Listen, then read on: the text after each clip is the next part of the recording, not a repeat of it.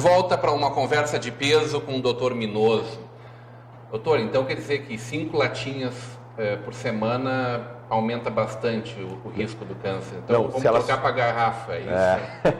Se elas forem tomadas de uma vez só. Tá bem. Ou uma garrafa de vinho ou 5 latinhas de cerveja. Se tomar uma vez só, e o abuso do álcool. Eu não quis no livro assim facilitar um pouco, beba vinho, para as pessoas justamente não usarem como argumento para... A taça também ela tem uma medida, ela não pode ser uma taça muito generosa, né? A taça também tem uma medida. Doutor, brincadeiras à parte, acho que todo mundo se interessa em como poder envelhecer, viver mais e melhor, né? E é exatamente sobre isso que o livro trata, né? Ao cuidar do Alzheimer, prevenir o Alzheimer, ao buscar viver sem a doença ou melhor com a doença, tu acaba dando uma série de dicas, de sugestões, formação da nossa consciência, me parece, de uma maneira geral de como viver, né? O que mais é determinante para uma vida melhor? Em termos de, no geral ou só de... De maneira geral. De maneira geral, a gente pode dizer que, tipo, uma dica só. Esses tempos me perguntaram, assim, era uma entrevista escrita para um jornal. Doutor, dê uma dica para a gente envelhecer bem, mas tem que ser uma dica só. Fiquei pensando, é a questão familiar, para quem tem famílias, né? Porque às vezes tem que pensar, tem gente que é padre ou é freira, mas aí é uma situação à parte. Pessoas que não têm essa vocação religiosa, focar na questão de um bom relacionamento familiar. Esse é o grande segredo para se envelhecer e ter uma vida boa na velhice. Fala por tudo que uma família te proporciona, pela segurança, pelo conforto, pelo carinho que envolve o lar. Pelo bem-estar psicológico na velhice. Porque a minha cabeça hoje, a tua cabeça hoje, Rodrigo, era de um jeito. Quando tu chegar aos teus 60, teus 70, 80 anos, tu vai ver o mundo de uma maneira diferente. Isso nos estudos e no dia a dia com os pacientes que eu pude aprender. E, por exemplo, tem estudiosos do desenvolvimento psicossocial, tem o Erik Erikson que diz: quando a gente vai envelhecendo, nossa cabeça vai mudando, que a gente vai dando importância. Não é mais tanta questão do trabalho, da afirmação social, começa a ser questões como, por exemplo, generatividade. O que tu deixou para os outros? Ou chega depois a questão de revisão do que tu fez na tua vida. E quando tem vínculos familiares bons, tu envelhece de uma maneira boa. O que eu vejo? Pessoas que eu atendo com classe social muito boa, empresários de sucesso com problemas familiares, eles são pessoas infelizes. Eu vejo pessoas mais simples, né, que às vezes tiveram profissões não tão glamourosas, têm uma vida que não tanto patrimônio, mas que a relação familiar é boa, construíram filhos que estão indo bem na vida, relação boa com os netos, tudo. Esses idosos são muito mais felizes do que aqueles que eu disse antes. Ou seja, se é uma dica para envelhecer bem, é investir nesses relacionamentos. O que a gente vê hoje é muito contrário, né? As pessoas assim com 20, 30, 40 anos, deixando muito a questão da família, tanto pais, irmãos, esposo, esposa e filhos meio que de lado para conquistar coisas. Só que daí quando chegam às vezes nos 50 e poucos, 60 anos, muita coisa ficou para trás. Daí o envelhecimento fica mais difícil. Aí nasce Em Busca do Sentido da Vida na Terceira Idade? Esse foi o meu terceiro livro. Ele é resultado da dissertação de mestrado que eu fiz em educação na Salle, que eu tentei... comecei a atender geriatria no consultório e eu fiquei até assustado, porque só aparecia idoso com depressão. Eu fiquei assustado. Em um ano de consultório tinha mais de 140 idosos com depressão sendo atendidos. E isso estava me angustiando um pouco, né? Porque como médico tu pode abrir mão, claro, da medicação. É isso muitas vezes que a sociedade até quer de ti, né? Tu pode, às vezes, tentar fazer algum tipo de psicoterapia assim, mais simples, como clínico geral, e tu pode indicar para psicoterapia profissional, como psiquiatra, ou tu indica paciente para acompanhamento psiquiátrico, ou tu indica para psicólogos. Só que eu via que, assim, como fazendo geriatria, eu poderia ir mais além nessa questão da depressão. Eu poderia ver como que os idosos poderiam aprender com eles mesmos, o que eles poderiam fazer de atividades para evitar recaídas na depressão ou para prevenir que um dia tivesse depressão. No mestrado eu foquei justamente nisso. Eu tive a sorte de ser orientado por dois professores lá na Salle E um deles, que é psicólogo, trabalha justamente a questão do sentido da vida, o irmão Paulo Fossati, que é reitor lá da Unilassalle. E essa questão da terapia do sentido da vida, também chamada logoterapia, casou muito bem com a terceira idade e com esse assunto da depressão na terceira idade. O trabalho, eu considero que foi interessante, porque justamente eu consegui, através de pesquisa, ver com os idosos aqui de Novo Hamburgo, da nossa realidade, o que os idosos que tiveram depressão e superaram bem a doença, o que eles tinham para ensinar para os outros idosos. Mais ou menos esse foi o objetivo do livro. E o que eles ensinaram? Eles ensinaram que para se vencer a depressão ou evitar que se desenvolva a doença, é preciso ter responsabilidade pelo que acontece consigo mesmo, ou seja, não esperar que os filhos os levassem ao médico, que Deus iluminasse eles do nada, que eles fossem se curar. Eles viram que estava neles a cura para a doença. Todos buscaram o médico por vontade própria. Viram que alguma coisa estava errada e eles tiveram que tomar alguma providência. Isso, esse senso de responsabilidade é fundamental quando a gente quer envelhecer bem e não ter depressão. Em segundo lugar, sentir-se útil. Todos mostraram que quando eles estavam com depressão, eles buscavam fazer alguma coisa para se sentir útil. E a gente vê como as pessoas mudam e como a gente não entende tanto os idosos. E qual foi a maneira que eles apontaram no livro de se sentirem úteis? Foi justamente ajudando o próximo. Você vê como a gente muda. A gente tinha comentado a questão da generatividade, como a cabeça de quem envelhece é diferente. Eles também apontaram que a questão de espiritualidade e religiosidade foi bastante útil para vencer a depressão e a ajuda do médico. Todos reconheceram nessa figura do médico ainda uma pessoa capaz de motivar eles e de ajudá-los a enfrentar uma fase difícil da vida. De certa forma, a psiquiatria, que era uma opção tua durante a faculdade, tu acaba usando princípios dela no teu trabalho. Bastante. O estudo, essa parte de doenças psíquicas é constante, não tem como fugir deles. E aí, um novo envelhecer, tempo de ser feliz. Esse é um conjunto de crônicas tuas, escritas pelo Saber Viver na Terceira Idade, do nosso amigo Gilberto, né? O que esse livro traz? São pílulas? São pílulas maiores, assim, não são pílulas curtinhas, são crônicas assim, de 1 a 2 páginas de assuntos sobre envelhecimento. Muitas vezes, por exemplo, sexualidade na terceira idade. Dou uma pincelada em algum assunto ali, mostrando que é algo normal, que deve se procurar ajuda quando tem alguma dúvida. Mostro também como se prevenir de algumas doenças, o que são coisas que acontecem na velhice, será que aquilo é normal, não é? E o grande que deu título a essa coletânea de crônicas é justamente textos que mostram que a velhice é sim uma fase boa da vida. Tem pesquisas que mostram no mundo todo que os nossos índices de bem-estar e de felicidade, eles vão decaindo dos 20 até os 50 anos. E a partir dali, dos 50 anos, eles começam a subir. Em pesquisas feitas nos Estados Unidos, na Inglaterra, na Alemanha, mostraram que os idosos lá são mais felizes do que os daqui. E a Unimed de Porto Alegre, junto com a URGS, desenvolve, acho que há 3 ou 4 anos, pesquisas anuais que também estão comprovando que aqui em Porto Alegre, os idosos eles têm um índice de bem-estar, de felicidade maior do que os adultos e os adultos jovens. A sexualidade ainda é um tabu? Na terceira idade, bastante, né? Muito. E tu recebe pessoas constantemente no teu escritório que abordam esse tema? Sim, bastante. Tanto homens, como é mais comum, mulheres com questionamentos, assim, como querendo melhorar a questão sexual, e muitas vezes casais e de idosos. Falando assim, muita gente não vai acreditar em casa, mas vem casais de idosos querendo resolver problemas. E quando eu digo idosos, não é assim 60 e poucos anos, com mais de 80 até 90 anos, pessoas assim com essa incomodação. É uma das palestras que eu dou, essa sobre sexualidade na terceira idade, foi uma das que me levou para fora do estado já algumas vezes, tanto que ela desperta a curiosidade e poucas pessoas assim têm a coragem de trabalhar esse assunto com um público de mais idoso, um público que às vezes a gente pensa que é mais cheio de pudor e tudo mais. E é bem o contrário disso, sabe? São momentos super descontraídos, de interação, os idosos são cheios de perguntas, eles conseguem levar as coisas sérias na hora que é para ser sério. as coisas mais assim, descontraídas, eles brincam, tudo. E é muito legal falar sobre assunto de sexualidade, porque não diz respeito só à questão do ato sexual em si.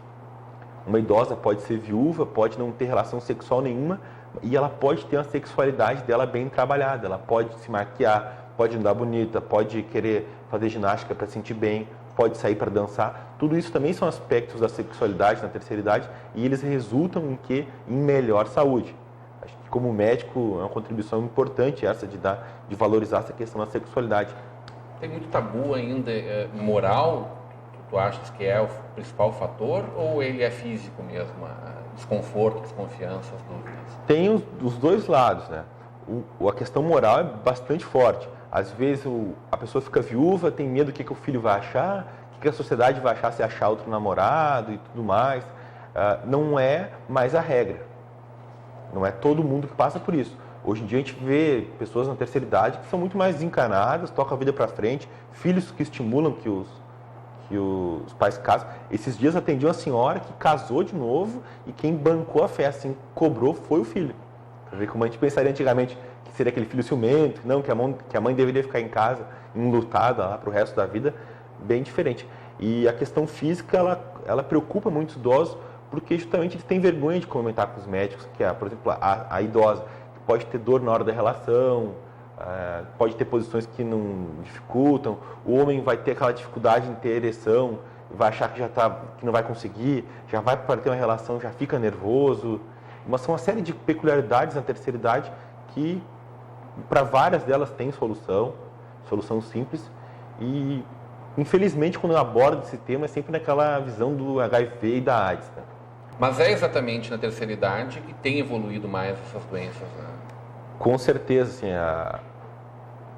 cresce o número de idosos com HIV justamente porque estão tendo, acredito que, mais relações sexuais por diversos motivos. Eles ficam mais vulneráveis também à contaminação pelo HIV por fatores físicos. Só que quando a gente vai trabalhar num assunto cheio de tabu, e com um viés assim, assustando os idosos, a gente acaba não saindo muito do zero em outras coisas importantes. É fundamental que se recomende, que se motive os idosos a usarem preservativo. Mas é aí na terceira idade em que amor e sexo ficam muito mais próximos? Acredito que no casal, né, sim. Porque muitos exemplos eu vejo no consultório de casais que acabam não conseguindo ter fazer o ato sexual em si, mas acabam fazendo carícias, tomando banho juntos, um se preocupando mais com o outro, procurando outras formas assim de concretizar o amor e de cuidado. Com certeza, não é também assim o que mais não é todo mundo, mas eu vejo muitos exemplos dessa união de uma maneira diferente, assim. É um negócio totalmente deles, sabe? Do casal de idoso. E o amor, como é que funciona esse amor? Ele é um facilitador na vida do idoso? Com certeza, o amor pela vida, o amor pelo cônjuge, o amor por questões assim sociais, é fundamental para viver bem. Tem até um livro que é muito interessante, chama Quem Ama Não Adoece, mostrando que justamente a pessoa aquela que se dispõe a ajudar o outro, querer bem o outro, ela acaba tendo uma saúde, uma qualidade de vida muito maior do que aquela que não presencia o amor e a paixão também. Em algum momento foi um problema, um médico tão jovem falando sobre a terceira idade? Falar que não, vou estar mentindo, na sala, né? E olhar Já para teve, ti, sim, assim. Com certeza.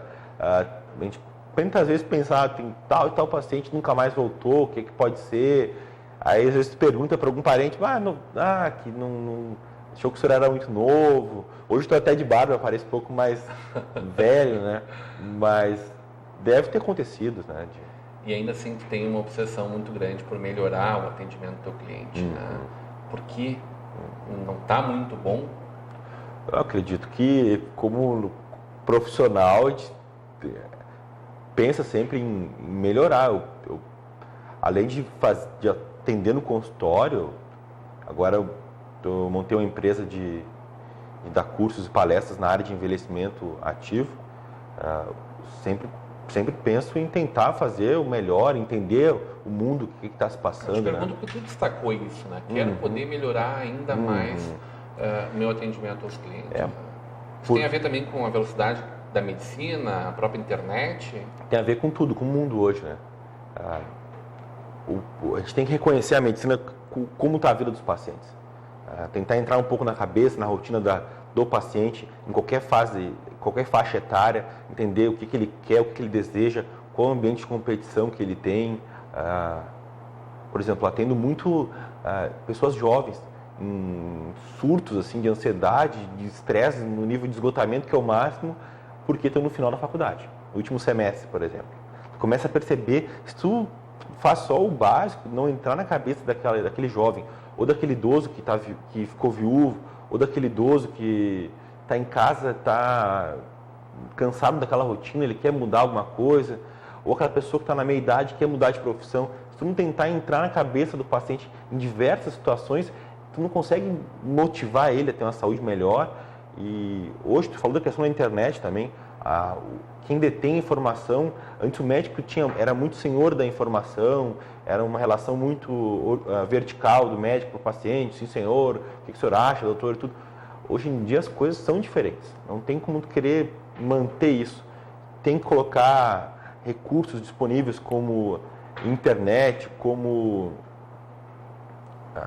contato telefônico, diversos outros mecanismos de fazer o paciente conseguir se cuidar mais, fazer o paciente cuidar da própria saúde, lembrar que ele tem que se cuidar, e o médico tem que pensar nisso. É nisso que eu penso, tentar melhorar sempre. E tu estimula o teu paciente aí pro Facebook? Facebook até que não, né? Mas é inevitável, por exemplo, o meu e-mail eu coloco disponível para os pacientes sempre. Eu falo, prefiro que tu me... Porque muitas vezes a gente sabe que é difícil chegar, eu gostaria muito de te ver semana que vem. Alguns casos, pacientes, por exemplo, com infecção, uma pneumonia, infecção urinária, ou uma infecção urinária, ou com algum problema de pressão alta, ele vai lá no consultório, examina rápido, fazer uma revisão, ótimo. Mas às vezes aquele paciente que começou a usar uma medicação, eu coloco sempre disponível. Se teve algum efeito adverso, ou tu entra em contato, me manda uma mensagem, me manda um e-mail, dificilmente o médico acha que não fazer consultas pela internet, mas deixar a internet de lado, hoje fica difícil. A não ser que a pessoa tenha um nível de organização muito grande com a sua secretária, ou que fique ligando, dando respostas, fique usando caixa de voz. Acho complicado. A internet tem que fazer parte da consulta médica hoje. Faz parte da vida do idoso hoje essas ferramentas sociais, né? Com certeza. De internet, Facebook, WhatsApp, eles estão muito digitalizados. E voltando à questão de internet, na pet shop, eles sabem o controle da vacina que está vencida, é um software. Hoje em dia, na medicina, a gente está muito para trás nisso ainda, eu acho. Perfeito, perfeito. Tudo isso que a gente está falando, pelo jeito, a gente volta no momento inicial onde tu falava da gente não levar as coisas tão a ferro e fogo. É isso? No levar dia a dia, a vida de uma forma mais leve? A gente tem que, é o caminho, tentar ter momentos de lazer, momentos de distração, procurar alguns hobbies, fazer um curso. Isso para a cabeça é ótimo. Tanto que no livro de prevenção de Alzheimer diz que aquelas pessoas que têm hobbies na meia idade acabam tendo 2 vezes menos chance de ter Alzheimer depois quando envelhece. Ou seja, isso dá uma descarga no estresse, faz bem para a cabeça. Tá conseguindo tirar tempo para a bolinha? Tive a sorte de ser convidado para jogar na Valau terças-feiras à noite, com um grupo excelente, pessoal, muita gente boa, um futebol bem pegado, está sendo... E qual é o tempo que sobra para cuidar da Antônia? A Antônia, a gente vê ela nos finais de semana, dedicação aí plena, aproveitando com o máximo de qualidade de tempo, né, com a criança. E durante a semana também, às vezes a gente tenta passar um tempo mais juntos e aproveitar, porque a gente vê que, como todo mundo fala, né, aproveita que vai crescer rápido. E para quem está com um filho pequeno, está crescendo, cresce rápido demais. São quantos meses? Ela está quase 11 meses. E passou voando esses 11 meses? Passou muito rápido. A gravidez até 11 meses, pensa, já tendo que parar para fazer festa de 1 ano, tudo quando a gente vê, voa mesmo. E assim é a vida também, doutor? É o que eu tenho escutado, né? Doutor, a gente está chegando ao fim do nosso programa. Foi um grande prazer te receber aqui, desejando sucesso na tua caminhada, na tua construção, e que tu faça com que cada vez mais pessoas cheguem lá, saiam de lá felizes com Dr. Mimoso. Então, Rodrigo, agradeço o convite, um prazer te conhecer. Ficamos hoje uma conversa de peso com o Dr. Leandro Minoso, médico nutrólogo e cada vez mais um médico de quem vai viver muito tempo ainda. Continue agora com a programação da nossa TV NH.